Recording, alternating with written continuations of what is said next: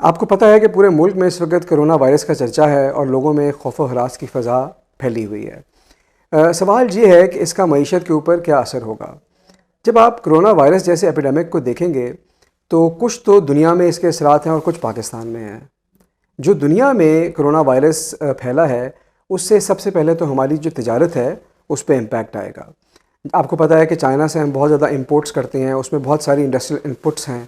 اور جیسے ہی چائنا میں یہ کرونا وائرس پھیلا اور لاک ڈاؤن شروع ہوا تو جو ہماری شپمنٹس آ رہی تھیں چائنا سے وہ امپیکٹ ہوئیں۔ کچھ انوینٹریز ہمارے انڈسٹریز کے پاس موجود تھیں، لیکن جب وہ ختم ہوں گی اور اگر یہ ٹریڈ ڈسرپشن رہی تو ظاہر ہے کہ اس سے ہماری انڈسٹری کو کچھ فرق پڑے گا۔ اسی طرح جب یورپ اور امریکہ کا لاک ڈاؤن اب شروع ہوا ہے تو اس سے نئے ایکسپورٹ آرڈر آنا بند ہو گئے ہیں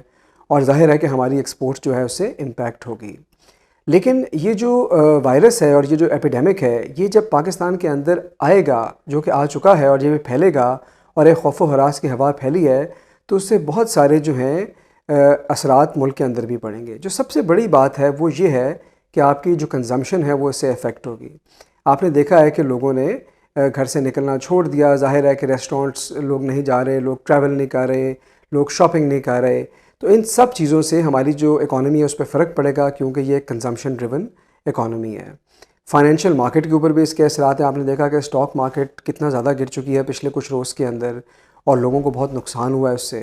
اور اس کے علاوہ کچھ ہورڈنگ اور انفلیشن کے اوپر بھی اس کا اثر پڑ سکتا ہے، کیونکہ لوگ جیسے جیسے یہ ماسک سینیٹائزرز لیں گے اور اگر خوف و ہراس اور پھیلا اور لوگوں نے ذخیرہ اندوزی شروع کر دی اس کا فائدہ اٹھانے کے لیے، تو قیمتیں بھی اوپر جانے کا امکان ہے۔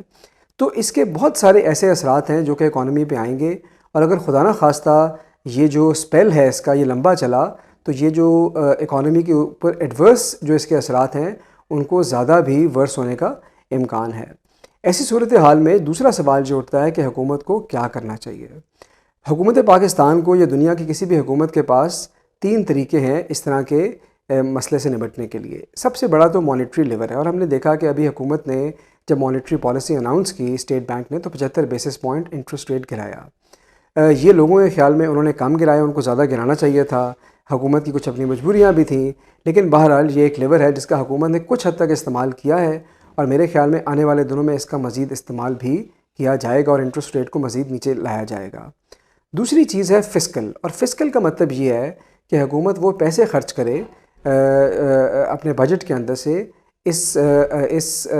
جو وبا کا مقابلہ کرنے کے لیے، یعنی کہ ہیلتھ بجٹس کے تھرو، یعنی کہ اپنی ایمرجنسی پریپیئرڈنس کے لیے، اور اس کے علاوہ وہ لوگ جو اکنامکلی امپیکٹ ہوئے ہیں ان کی مدد کے لیے کوئی پیکج نکالا جائے، جیسے کہ آپ کا BISP ہے، اسے ہو سکتا ہے کہ آپ لوگوں کو فوراً گرانٹ دینا چاہیں، اس کے بجٹ کو یوز کریں۔ جو آپ کا اسمال بزنس مین ہے وہ افیکٹ ہو رہا ہے، جو لوگ ڈیلی ویجز کے ہیں وہ امپیکٹ ہو رہے ہیں، تو ان کو اس فائنینشیل مشکل سے کیسے نکالا جائے گا، یہ بھی حکومت کا ایک کردار ہے۔ اور تیسرا حکومت کا کردار ہے ریگولیٹری یا سپروائزری، کہ حکومت یہ دیکھے کہ کن چیزوں کے اوپر اس نے نظر رکھنی ہے اور کوئی انٹرونشن کرنی ہے۔ جس طرح کہ اسٹاک مارکیٹ اگر نیچے گرتی رہی تو حکومت کو اس کو روکنے کے لیے بھی کوئی اقدام کرنے پڑیں گے، اور اس کے علاوہ جو ذخیرہ اندوزی ہو رہی ہے اور جو سپلائی ڈسرپشنز ہوں گی، اگر خدا نہ خواستہ فوڈ کی شارٹیج ہوگی تو اس میں بھی حکومت کو ضرورت پڑے گی کہ وہ اپنے انفورسمنٹ کرے اور ایسے نہ ہونے دے، اور جو ضروری اشیاء ہیں وہ لوگوں کو میسر رہیں اور لوگ اس سے فائدہ نہ اٹھائیں یا منافع خوری نہ کریں۔ تو یہ کچھ اقدام ہیں۔ ہم امید کرتے ہیں کہ اگر آئندہ کچھ دنوں میں اس وبا پہ تھوڑا بہت قابو پا لیا